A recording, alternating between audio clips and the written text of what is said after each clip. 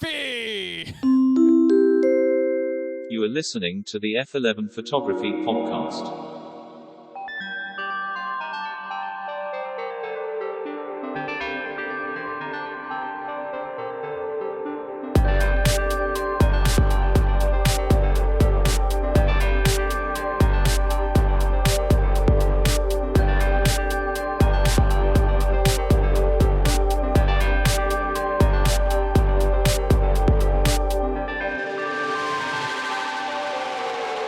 To the chasers of light, to the purveyors of pictures, to all of you listening from around the world, this is the F11 Photography Podcast.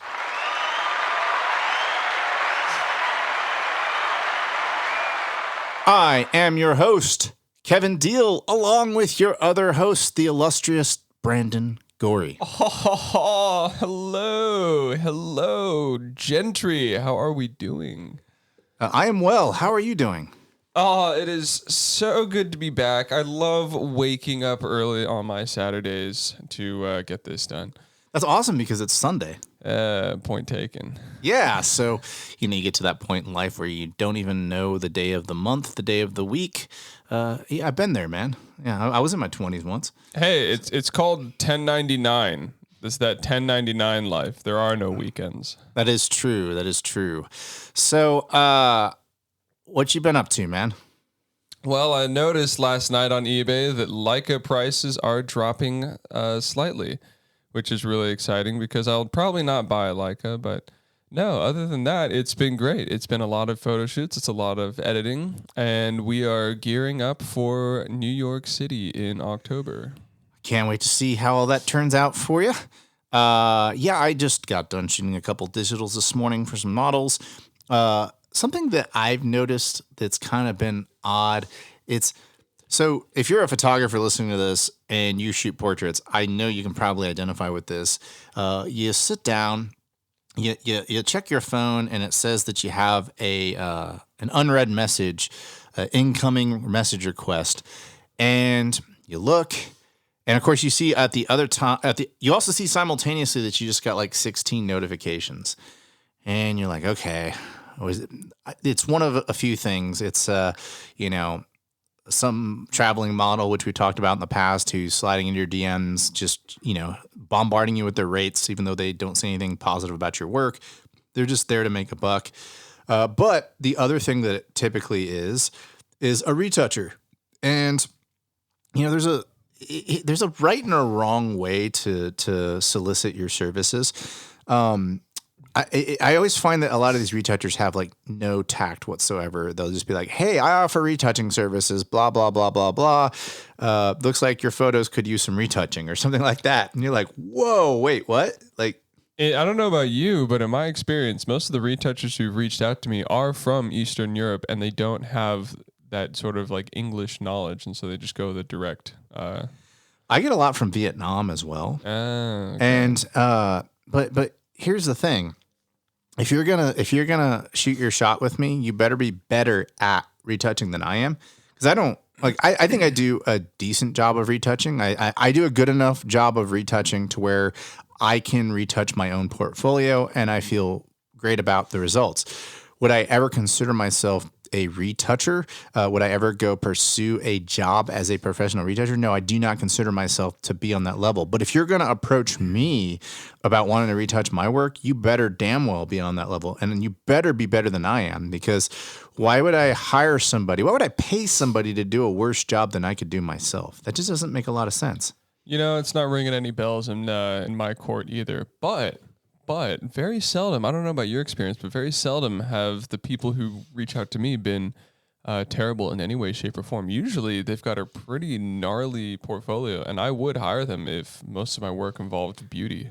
I'd say it's about 50-50 with me. So there are people out there who do retouching that are better than me, but I put them through a big, I'll question them, like, so what kind of retouching methods do you use? Oh, I use frequency separation. And then I just don't talk to him anymore. But frequency separation to me works when you're doing product photography, like clothing and stuff like that. You want it to kind of look enhanced almost beyond reality. That's actually the name of the game with certain types of photography. But when you're doing skin retouching, that is absolutely not the name of the game. If you don't do it by hand, you don't do the micro dodging and burning, not a fan. And that's, the other thing about my work is the reason I retouch my own work is because it's my personal work. And I feel like when I hand my work off to somebody else and they start messing with it, that it no longer is 100% my work. Now, if I'm shooting for a paying client and the paying client says, your job is to be the photographer and this other person's job is to be the retoucher, well, you knew that going in and that's not a big deal. Everybody has their own roles in the project. But for work that I've already done, I don't feel comfortable handing my personal work off to anybody, even if they are better than me, because I want to live and die by my own work. And if I'm handing my work off to other people to make it better, I don't personally feel like it's 100% my work anymore. And, some of you listening out there could completely disagree with me. And who am I to tell you otherwise? It's just, that's how I personally roll. I've thought about this before because, like I said, really talented people have reached out to me, and I think it just comes down to like time. If I'm noticing that there's going to be like 3 to 10 photos that are going to enhance my portfolio, and they have to be more in the beauty style, then I know that okay, I'm going to be micro dodging and burning with that Huey on tablet that you recommended for at least an hour and a half to 2 hours a photo. And so it's just one of those things where it's just like, if I don't want to do that, I could very well send this off like to a retoucher. And mind you, I get to make that choice. So it's like, if their retouching looks unreal, like obviously I wouldn't work with them, but like I want the retouching that would be like at a beauty kiosk in a mall or something, where it's just like an impeccably like natural looking face, but still perfect, or like on the side of a JCPenney. So I would do that if it was a paid gig, but no, for my own personal work, I don't believe that you need to have like a beauty shot level of retouching. I just think that clearing the blemishes and evening the overall skin tone to make someone look enhanced is basically as good as you need to get. Agreed. So if you are a retoucher out there, maybe get a little tact when you reach out to people. Just a thought. But today's sponsor is Gamut. So if you are out there and you are in the video world, you find yourself newly in the video world, or maybe you're experienced in the video world and you're just in an artistic rut and you're looking for a LUT, check out the lookup tables that Gamut offers. Pretty much every brand except Fuji, they have your log for S-Log, N-Log, C-Log. They even have DJI. They even have Blackmagic. They have creative LUTs, so you could do cinema stuff, wedding stuff. They also have base LUTs. So if you're new to LUTs, it's basically like a preset when you shoot in your respective log formats. So I shoot Canon. I shoot C-Log 3 BT709. And when I do that, my files look incredibly flat. And of course, that's on purpose because they're trying to maintain as much information as possible to give you as many tools in post-production as possible. But the thing that takes that to the next level is your lookup table, your LUT. So they start around $100. And when you do your first purchase through Gamut, they actually take 15% off. So you get 15% off that. Check out a link in the description of this podcast where you can get that. Check out the link in the description of this podcast where you can take advantage of that discount today. But on today's episode, we've been building up to this over several episodes. So we had Doss Miller in here. You should check out that interview that we did. And he's a Nikon shooter. And I asked him, hey, what can I expect if I were to shoot on Nikon? And then we had Vanessa Joy in here. And she told Brandon what to expect if he shot on Canon. So the idea behind today's episode is Brandon and I decided we wanted to do an episode based around swapping camera systems for a day. And we put together some criteria. There's a build up to this as far as the story is concerned. And so we decided that we would, see what happens if we switch camera systems. It would force us out of our comfort zones and then, really focus on having to just be in the moment, in the picture. Don't rely on the equipment to get us there because we literally just put the camera in our hands. You are listening to the F11 Photography Podcast. I'm not gonna give Kevin the ultimate, the major pleasure here, because what really went down was a heinous war crime when we made the switch of cameras, and I'll give you a little bit of insight into that right now. I'm gonna let Kevin tell you the full story, but so imagine it's a Sunday. Was it a Sunday? It was. It was a Sunday. Wow, that was like a 50-50 chance. Yeah, so it was. You got that day right, even though it was 2.5 weeks ago or 2 weeks ago. Go ahead. Yeah, so it was a Sunday, and I pull up around 5 o'clock to a studio, and I know that Kevin and I are doing a camera switch. He's going to be using my Nikon, and I'm going to be using Kevin's Canon.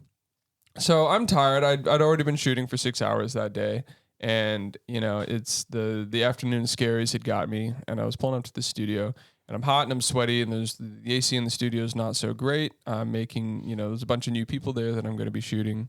It's a new environment. It's a new studio. Not all of it has natural light. There's about three, 4 places to shoot in the studio, and natural light's only coming through the fourth. And so I'm just thinking to myself, like, okay, this is a cool spot. Like, we can make it work. Let's absolutely do it. The models are here. Let's rock it out. And then Kevin comes in, and so Kevin and I, we walk into this like corner space on the second story loft area of the studio. It's very small. I pull out my Nikon. I very courteously and sweatily, I give Kevin the rundown of my Nikon and how it works and what Kevin's going to look for, because I know how Kevin shoots. And Kevin, I turn over to see what he's got, and all I see is Kevin with a shit-eating grin, just losing it. Go on. Yes. We'll get to that here in a second. I'll play Brandon's reaction to my dirty trick, but the build up to this was kind of interesting. So, Brandon and I, we shoot with a lot of professional models, and oh hey, my computer just decided to bark at me. Sorry about that. Brandon and I, we shoot with professional models a lot, and we knew that if we were going to do a camera swap episode, that we really couldn't do a very important shoot. We couldn't do super, like, I don't want to say important because I don't know if that's the right word, but we couldn't do work that could really put our asses on the line with an agency or something like that. So we had to have a scenario that worked for us. And our friend Karen was really cool. She had this time at the studio, the one that Brandon just described. So it was just basically like an 1,100 square foot box and 3 white walls, 1 black wall. And the lead up to it, I was like, okay, well, we need to get some models that we can get. Each photographer would show up with 1 model, and then after every 20 minutes, you would swap models. So that way, you'd be three photographers shooting for an hour with 3 models shooting for an hour or being shot for an hour, and then after 20 minutes, you would switch over to a different wall and have a different model, and so on and so forth. And in the 2-3 weeks leading up to this, of course, I'm usually Johnny on the spot and getting my models lined up. I, on my Instagram story, put out a little ad saying, hey, there's a TFP shoot coming up. We're just going to do, some networking and so on and so forth. And the way I typically approach that is I put out the ad and then I just go check my inbox, a couple hours later, and however many responses I get. And then I usually choose the first person who responds, assuming that they got a good look that I want to shoot. And sure enough, the very first person who responded, I was like, cool, I want to work with this model. So I told her, yeah, let's do this. And then I responded to the other models saying, hey, I already found somebody to fill this, but thanks for the inquiry.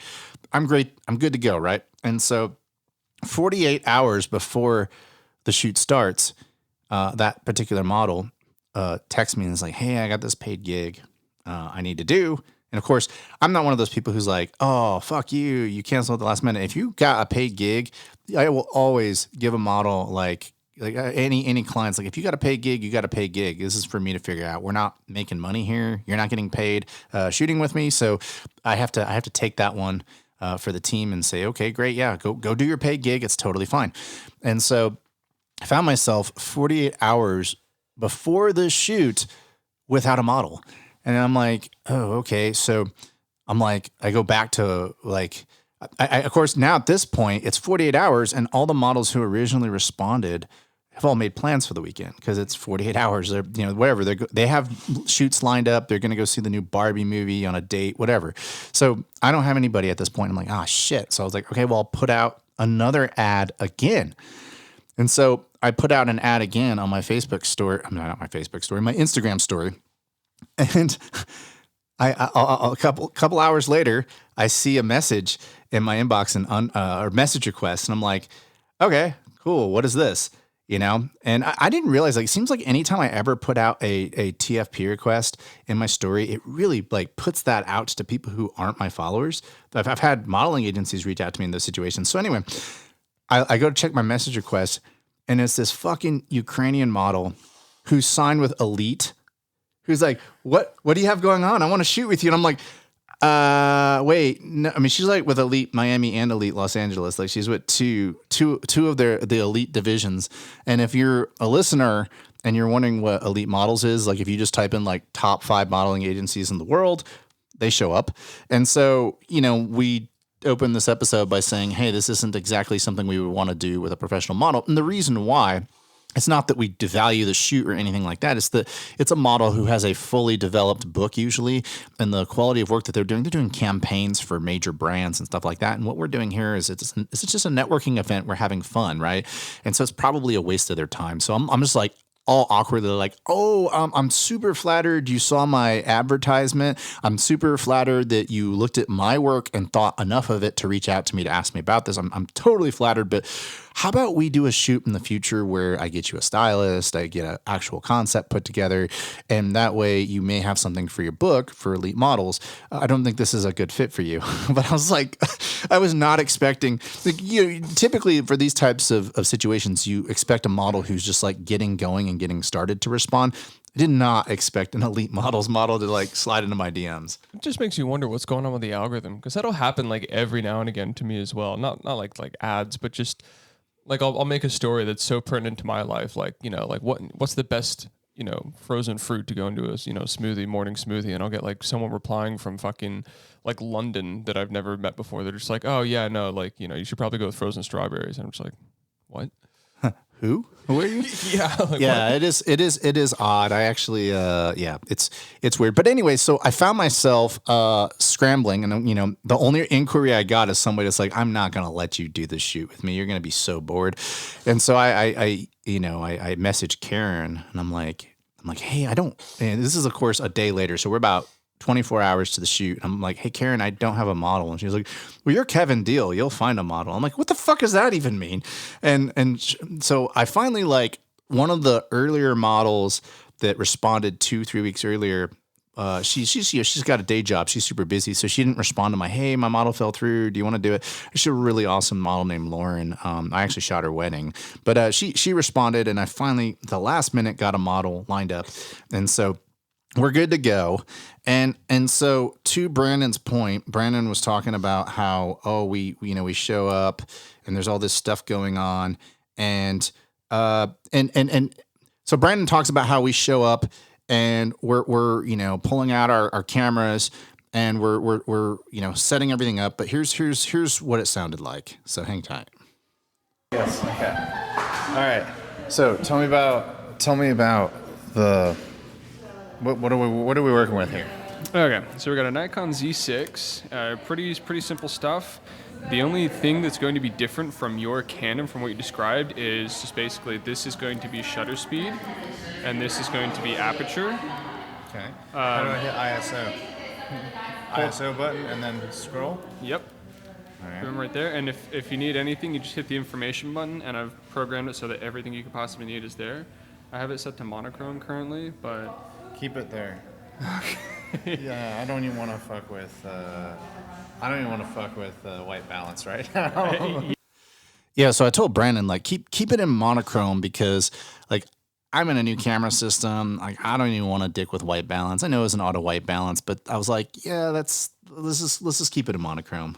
Yeah. Plus at a shoot like that, where it's, you know, totally new circumstances, new surroundings, just, you know, being thrown into a box like that, it helps to shoot with our native way of seeing, which for me is monochrome, and I think that's the same way for you. Yeah, I feel like let's get into the bare basics of everything, and monochrome does that for me.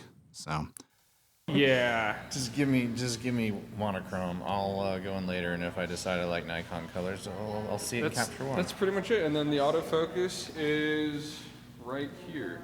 And wait, where? A back button? Right here. Okay, now what? Okay, that's the other thing. Is it like in single point? So whatever's in the box it focuses on? So AF single, here's AF continuous. Okay, does it have eye detect? It does. That would be it. That's okay if it doesn't. No, it does when it's auto area, so that way it'll I'll figure it out. pick things up. I'll just shoot shallow. I just won't shoot shallow depth of field. I mean, it's an F4. I can't fuck it up that bad. No, you. Yeah, so Brandon, as I've given him all sorts of shit on this podcast, shoots an f4 lens, and I'm a 1.2 type of guy. So the depth of field wasn't going to be an issue, so that's awesome. But the autofocus, we'll get into that in a little bit, but that was a bit challenging. What are you talking about? I shoot on this camera like all the time. I like barely miss any shots. That is a false thing. You missed a ton of shots in the studio, but anyway, that was fixed. No, when you put the Godox trigger on it, it changes things. Right It illuminates the back screen, which I was having trouble with. But go for it. Hey, this is Malika Graddick, and you're listening to the F11 Photography Podcast. All right, so you ready? Yes. Let me put the brand new battery in. Do you like surprises? Yes. All right, here's your camera today.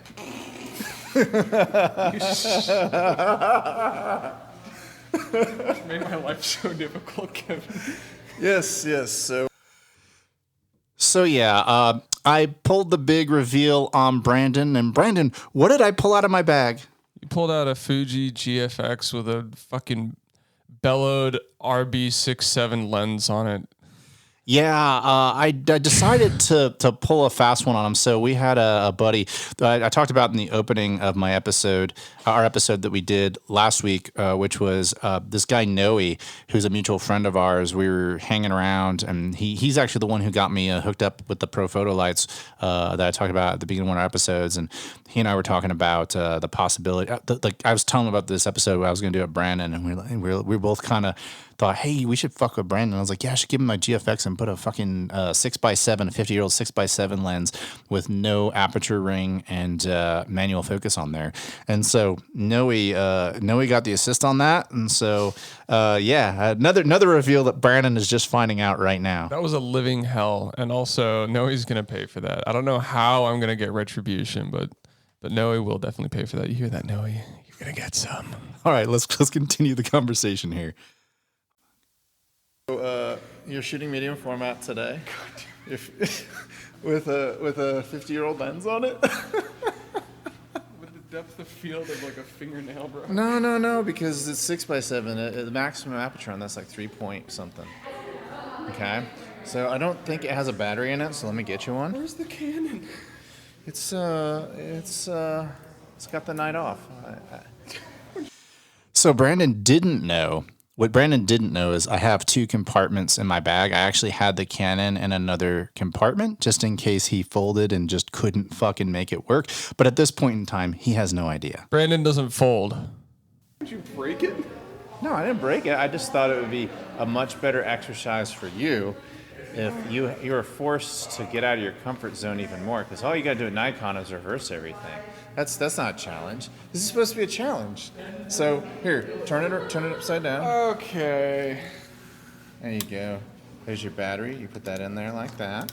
All right. Now with the Fuji, I it's come on. in here telling you my brain is fried and everything, and you're just like, oh wait. Okay, so now there's a photodiox adapter on this. Okay, so this emulates the bellows of a 6x7 focus. Oh, for God's sake. And this, you're gonna have to get used to this because this is your aperture right here. This is a smooth aperture. You don't even know what aperture you're at. Okay, I want to talk about that for a second. So, if you're not familiar with the camera that this originally went on, I need to get the listener up to speed on that. So, when you have a DSLR style camera, you hold it in your hand. If you want to adjust your shutter speed, it's typically a dial on the front, a dial on the back, or if you're a Fuji XT user, it's a dial on the top. Either way, it's a dial of some sort.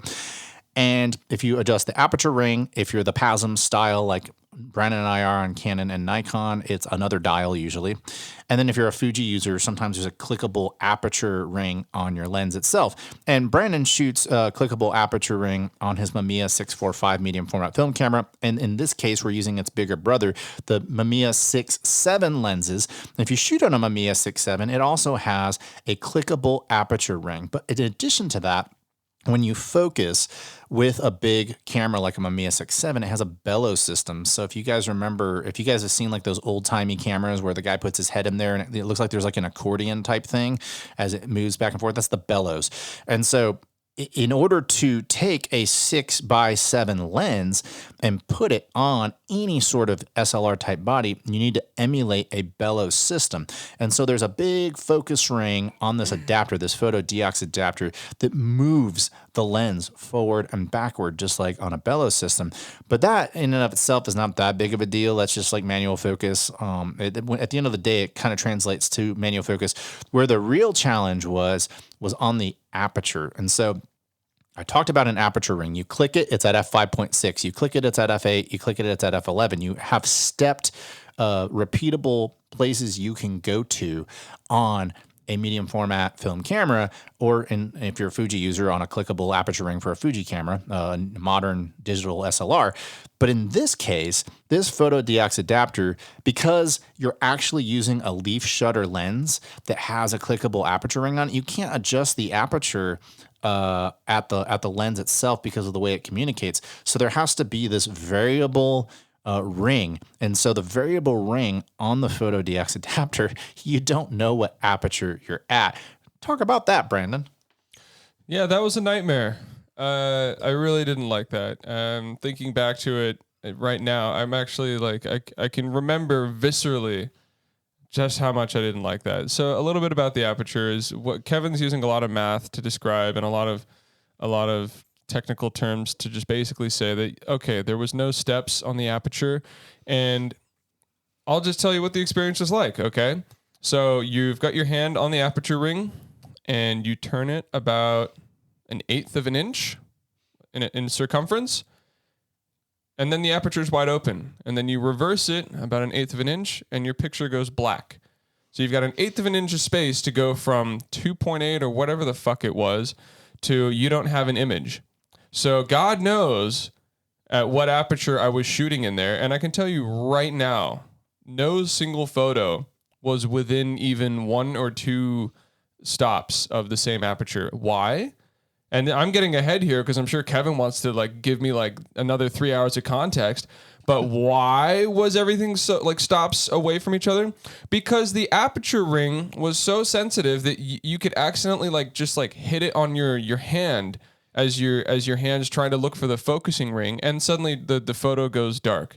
So I could take a photo and I go to change focus and my pinky grazes the aperture ring, and suddenly I have to adjust and figure out, because that's like you have 1/8 of an inch of throw to figure out where your camera, like where the aperture is open. But that throw is also like 2 inches around the camera. So you're just there just twisting this fucking thing. And then suddenly it just goes, oh, there's light, then there's not light. Oh, so there's light, then there's not light. So it's like, it's not like you're progressively getting darker and lighter. It's literally like on one small little like notch of the entire aperture ring, your lens is open. And it would actually close by itself sometimes throughout the shoot. It's an absolute nightmare. Okay, so I'll put things into 3 categories in this scenario of handing somebody a camera and saying, go. There are things that you end up doing that you like about the camera. There are things that you absolutely, no matter what, you hate about the camera. And then there are things that you hate, but the reason you hate them is because you literally just got handed a camera and it's something that you can learn. I will say that when I first got that photo deox adapter, that it was a pain in the ass when you touched you'd bump the aperture ring and then you'd lose your aperture you're at, and all of a sudden it'd go dark. I will say that there is an art to it, and that over time you can learn how to use that adapter to where you don't bump it you can keep the aperture locked in. It's very different. It's very different. It's you bump the aperture and suddenly you're back to square one, and you have to look at the model and say, okay, hold on, my entire exposure triangle just went into the shitter. Let me just set up my camera like I just took it out the camera bag one more time. And I did that probably 30 times throughout the entire shoot. Yeah. So about 10 times per model. Yeah. And so there's what Kevin says, which is something that can be learned which is how a camera shoots, which is the feel of a new lens, which is understanding the different dials and approaches that a camera has and how it handles light and different color and skin renderings. That's something you can learn. This is something that is more difficult to capture photos on than like just shooting film. Than literally like shooting film on like the like the Holga is a lot easier to manage than this. Like I could nail my shots on a Holga very confidently. This camera, this wasn't something to learn. This is just like, okay, like let's just hop on the short bus. Let's shoot myself in the foot and then see how far I can run in a marathon. That's what this was. It was an exercise and getting into your inner strength and learning about yourself. So the aperture thing was definitely a challenge. I'm going to talk a little bit about shooting on the Nikon. So my initial impressions of the Nikon, I liked the grip. So it has a soft grip on the front. Most cameras, so I shoot on a Canon, not that Brandon would know what that experience is like, but Canon has a solid grip on it. The Fuji has a solid grip on it. You can talk about that here in a second, the ergonomics of it. But there's like a soft grip on the front of the Nikon, which I found to be really awesome. I thought it was very comfortable to shoot on, fit in my hand really well. Things that I didn't like, and this may be one of those learning things, but like on the Nikon to change the ISO, I had to hold a button down and then move a dial. It wouldn't just like I would want just I push the button down, a thing pops up, and then I scroll the ISO to what I want it to be. I don't want to have to hold a button down. Now, is there a way you can turn that off, or is that just how Nikon works? That is, you can totally do that. You can adjust ISO on the touch screen. When I press the information button, you can program the ISO to be on one of those things. You just boink, touch it, and then slide it across as you want. But I love that feature because it means I can change every setting in my camera with just my right hand, and that's it. For whatever reason, it didn't gel with the way I like my ergonomics. But that's just my takeaway, my initial takeaway on it. I left it in a zone focus mode, and that turned out to be a huge mistake. Yeah. So okay. So the screen on it, I'm assuming, because I don't know the Nikon ecosystem, but the screen on it, like the Z6, I think, is the Nikon equivalent of the Canon R6. So I think new back in the day, it might have been around a $2,000, $2,500 camera. Is that about right? Thereabouts, yeah. Okay, yeah. So it's like in the 20-something megapixel range, right? 24.6. Yeah, I think that's exactly what an R6 is. The original R6 is 24.6. So it's meant to compete with the R6. And one of the things on the R6 that when you compare it to, I believe, like the R5, the R5C, and some of those nicer Canon cameras like the R3, is that the screen on it isn't the greatest for viewing. And so I would take a picture and I would zoom in and it looked like it was in focus. Well, it turned out I missed over half of my shots on that camera, leaving it in zone focus. Like I missed those shots. Whereas when I shoot on a Fuji X series, I'm not going to say Fuji GFX, which is what Brandon shot on, because even though he didn't shoot autofocus on it, the autofocus on that camera is not that great anyway. He probably would have missed some shots even if I gave him an autofocus lens, which, by the way, I did have a 63 millimeter, which is the equivalent of 50 millimeter. I had that in the bag too, just in case he just gave up on the 6x7 lens. So I have backup plans for him. But going back to the Nikon, zone focus turned out to be a huge mistake. I should have gone into like one of those smaller, I don't know, they call it single point on Nikon, like where it's just a box. You know, it's interesting you say that. I'll just tell you right now. I haven't paid so much attention to that. I've kept it on one single box, and when we went into the studio that day and you asked me to like go to the one that like worked, I couldn't even tell you. I've been using the same one for so long, and it does go green when the focus hits, because I was noticing that in the studio yesterday. I'm like, wait a second, this does go green. It's like second nature. I don't even think about it anymore. Yeah, it sucked because there were two other models. There was Kelsey and there was Gabriella, but I've worked with Lauren several times, and sorry if she's listening, but there were a couple shots where I knew she fucking nailed it. Like I could see from her pose, but she's so out of focus. Like it wasn't even like a possibility to take it into like topaz. Like it fucking missed. It was like focused on something 7 feet in front of her and she was just bokeh.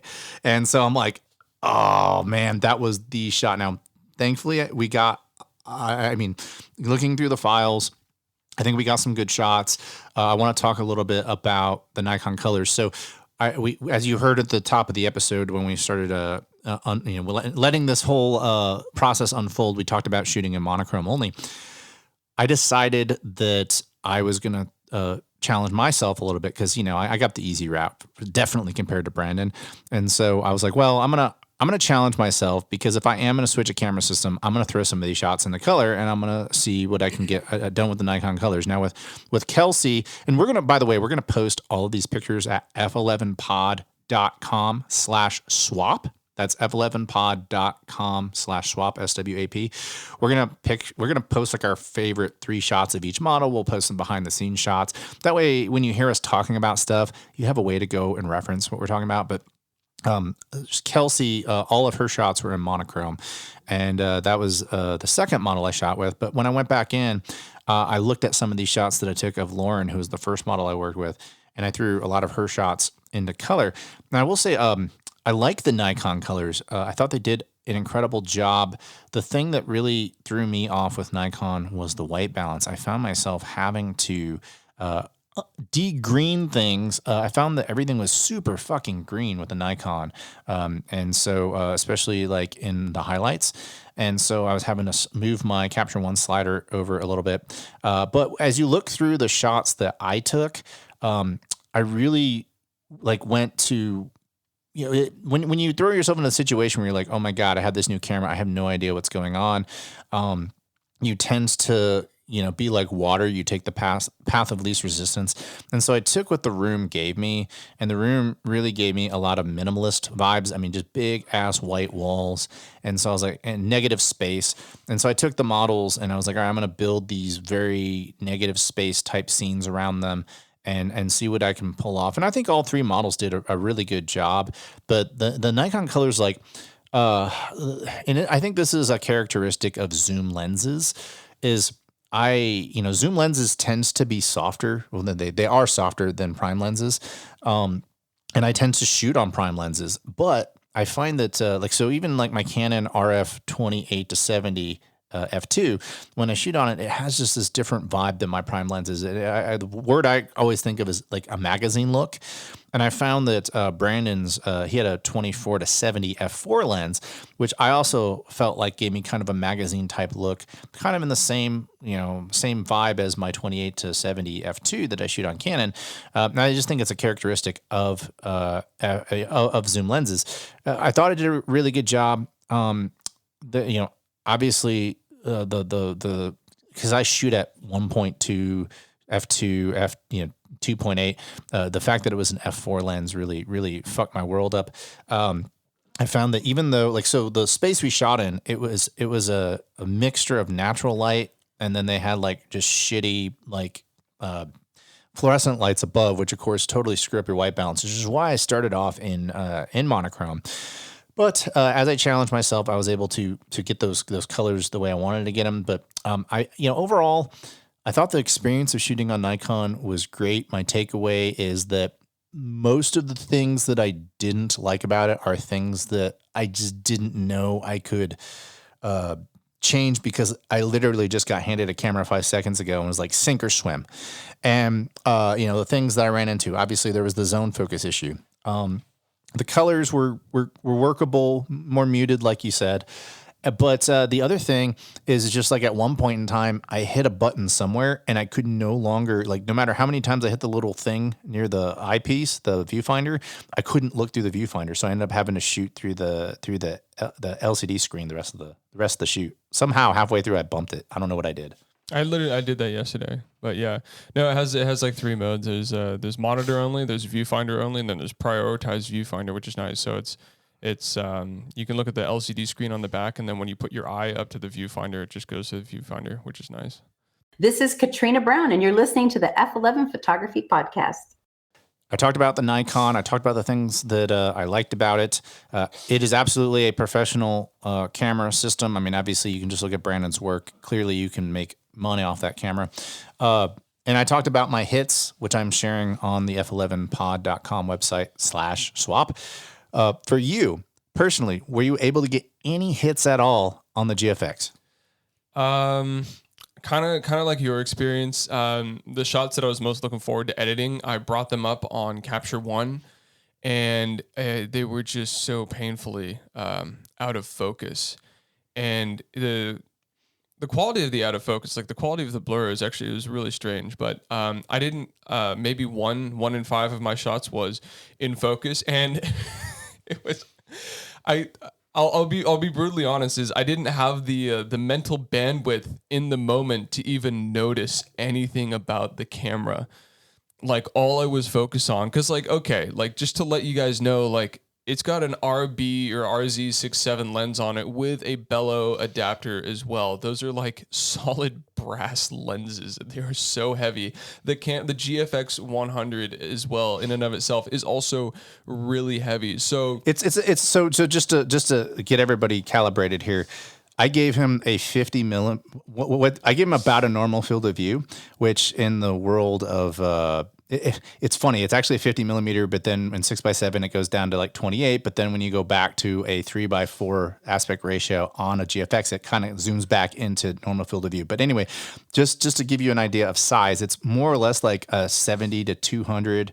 2.8, but with a much more stout front barrel. It's very, very front heavy, but continue. Yeah. So the whole process of just getting a photo taken was incredibly difficult, and I don't want to beat a dead horse, but it was like I'd have to just, nurture and baby this aperture ring to where it was like, okay, it's light. I can't adjust it anymore, make it a bit lighter or a bit darker, because I risk losing the shot, and I've only got like 20 minutes with each model, So I'm still in the camera. I'm still mentally working with this camera. And that's even before I'm even looking at the model. Just before I'm even just like, oh, like, is she looking in the right direction? Does she even look good? I'm worried about like, can I even get this shot exposed? And how do I check to see if I'm in focus? And it has that little like manual focus, like that red schema that goes across the depth of people. Yeah, they call that focus peaking. So if you're listening at home, when you throw your lens into manual focus, you'll see things light up super bright red or maybe green or white, and that just lets you know what's in focus when you're in manual. But go ahead. Right, and so I tried to like navigate with that, and I also wasn't used to like the depth of field. Like I was at like an f5.6, and it wasn't super bright, so I was like at f5.6, which of course was shallower than I was used to with a standard full frame camera. And also trying to manage the aperture. Well, I mean, I say f5.6. I don't know what I was at. I was hovering between whatever I could get. Yeah, you're probably Who knows? But that's the thing about that not knowing at what aperture you're at. It just forces you. Once you learn it, though, it forces you to go, okay, I'm stuck here. Now make it work. Well, it's not a run and gun setup. That's a tripod setup in a studio. That's a very patient. It's a very like, okay, we're gonna like take our time. We're going to gently move this ring and see the depth of field change as we're aimed at a model's face, kind of thing. Like, what did you find yourself keeping your? Didn't we put it in auto ISO mode? Or no. I despise auto ISO. You said that the camera handles ISO really well, and me being conservative, I was just like, we'll see. So I kept it. I kept it lucid. Or fluid, rather, and I kept changing the ISO. What's the highest you got it to? I think the highest I got it to was like 8,000, something like that. Yeah, but the noise wasn't too bad on that at 8,000. No, it was. I did not have a noise problem in Capture One, and that was something I appreciated. Yeah, because your camera, once that bitch hits like 24-ish, it's like, okay, I have a very small sensor here. Or it's not small sensor, but I noticed that like, yeah, anything beyond that, it was like, nope, it started getting too noisy. Yeah, I've gotten to 8,000 on that thing. It's not super bad. Like, that it's noisy, but it's like, if for Instagram and like web images, it's definitely passable. Yeah, I think I had to use. No, I didn't end up using noise reduction because I wanted to live and die by my shots. Right. So, I didn't do anything. I didn't do any sharpening. I really so when you look at my files that I'm sharing on our website, they are just, I did skin retouching when I needed to. That's another thing that I found about it being 20. Some people think this is a good thing. I personally don't like this being, I don't like this, which is being that it was only a 24 megapixel file. I would be like, all right, I see some like discoloration in the face, and I'd start zooming in and then it would start pixelating because it was such a small file. I'm like, oh, whereas I'm used to like, my smallest camera, I mean, I shoot on an XT20 for fun, a little street camera that's about the same size as this, but all my cameras are at least 40 megapixels, and they're all the way up to 100 megapixels. So like I could shoot somebody on the other side of the room and zoom into their face and still retouch their face if I wanted to with the Fuji. But what were your thoughts handling the files? I know this is not a ideal example because you're putting an older lens on there. You maybe miss some of your settings because you may be underexposed. But overall, what were your thoughts on the files? The files were interesting. I know you talked about, and you've talked about this in a lot of podcast episodes, is that there's a margin of gray before you reach black. And that was one thing I was excited for upon opening the files in Capture One.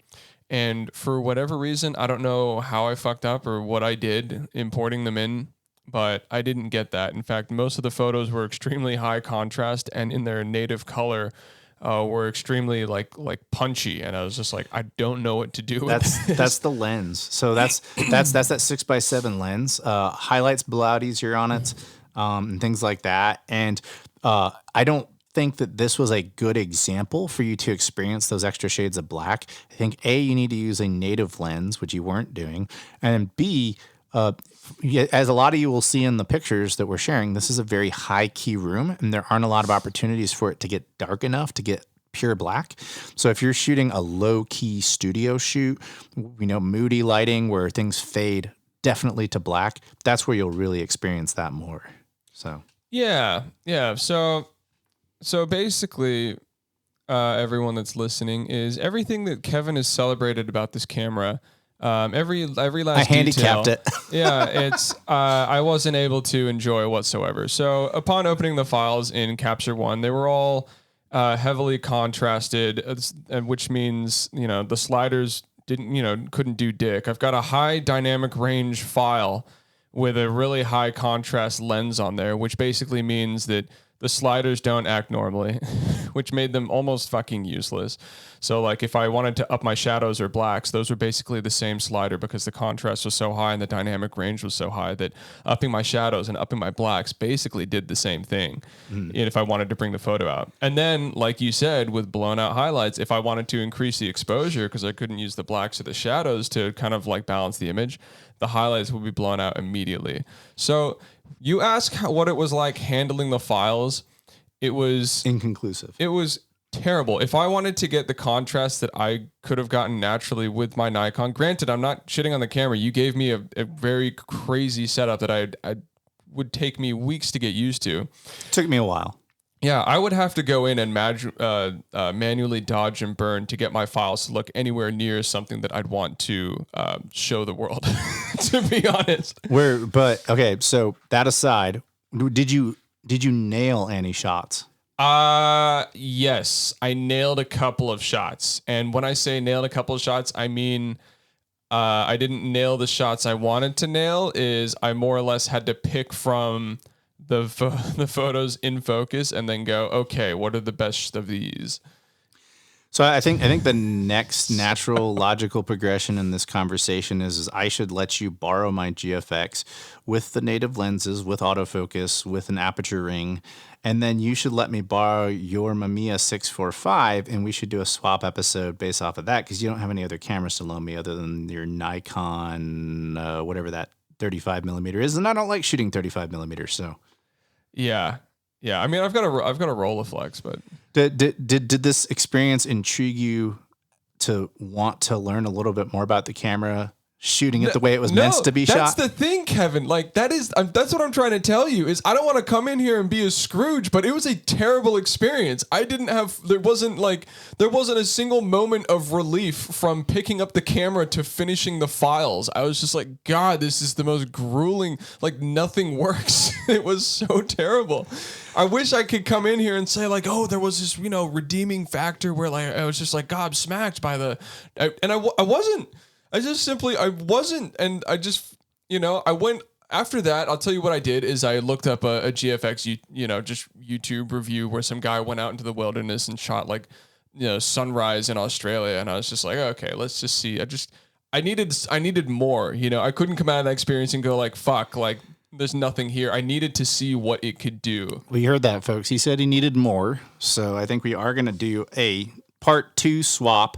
And this time he'll know he's getting the Fuji GFX. And I will hook him up with a 35 to 70 zoom. I'll hook him up with a 63, I'll hook him up with the 45, and I'll hook him up with the 110, which is basically in the full frame world. It's your 35, your 50, and your 85 primes, and then a practical I think like a 28 to 50 roughly for the zoom. So that'll give you some, and I think you should borrow it for like a week.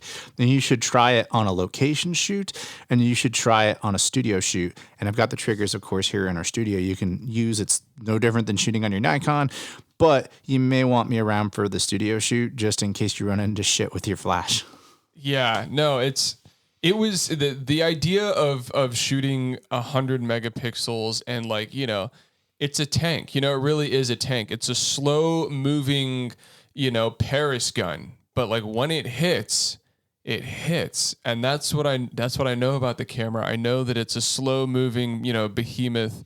I know that the quality is insane. I know that the depth, or not the depth, the lateral, the dynamic range is absolutely insane.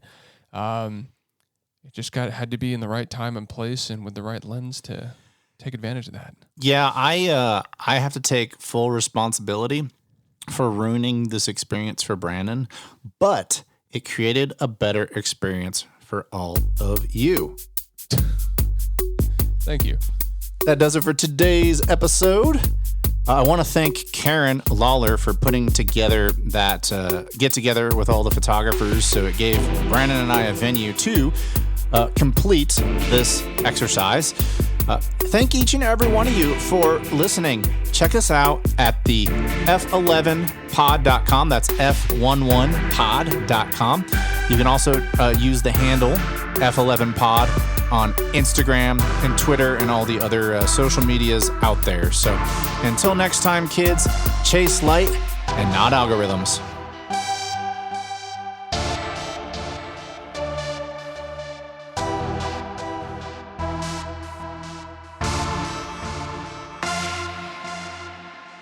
Thank you for listening to today's episode. For more information about this podcast, go to www.f11pod.com.